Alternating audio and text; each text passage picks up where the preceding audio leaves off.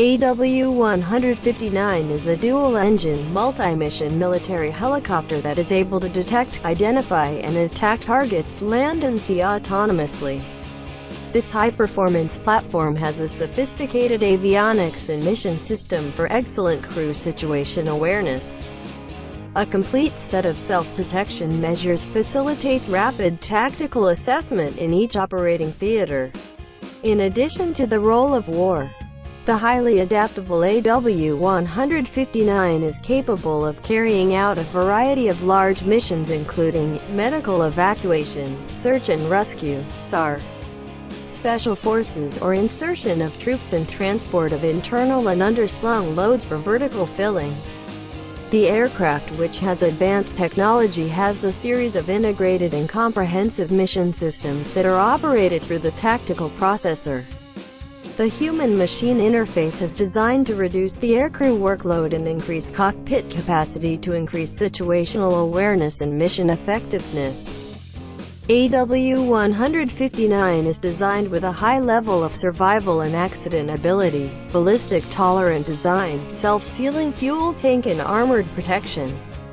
A short readiness time and a high level of availability ensure it is ready for operation, whatever the conditions, when others are not. In 2014, it was reported that AW-159 was considered by the Philippine Navy. In March 2016, AgustAWest won a €100 million contract with the Philippines Department of National Defense for 2 helicopters along with training and support. Helicopters are scheduled to be delivered in 2018 with the aim of providing anti-submarine warfare (ASW) and anti-surface capability, prior to the introduction of the Wildcat. The Philippines did not have ASW capability in areas where the number of submarines operated by other countries would reportedly grow. On May 7, 2019, the Philippine Navy received the delivery of 2 AW-159 anti-submarine helicopters after a delay of 6 months.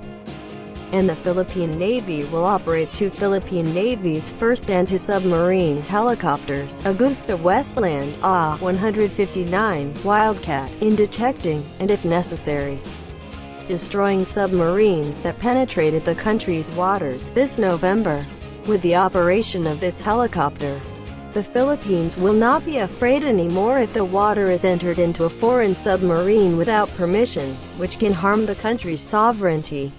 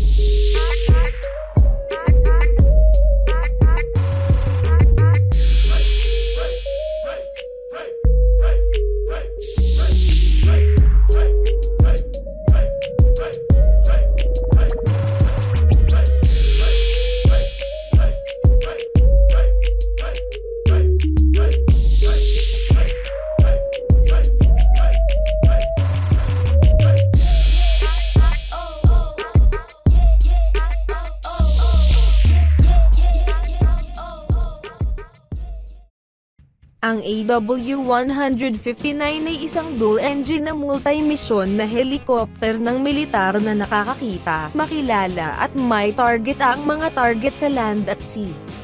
Ang platform na may mataas na pagganap na ito ay may sopistikadong avionics at sistema ng misyon para sa mahusay na kamalayan ng mga tauhan.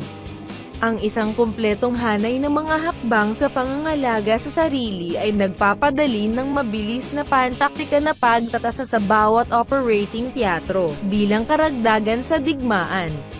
Ang lubos na madaling ibagay AW-159 ay may kakayahang magsagawa ng iba't ibang mga malalaking misyon kasama ang medical evacuation, search and rescue, SAR.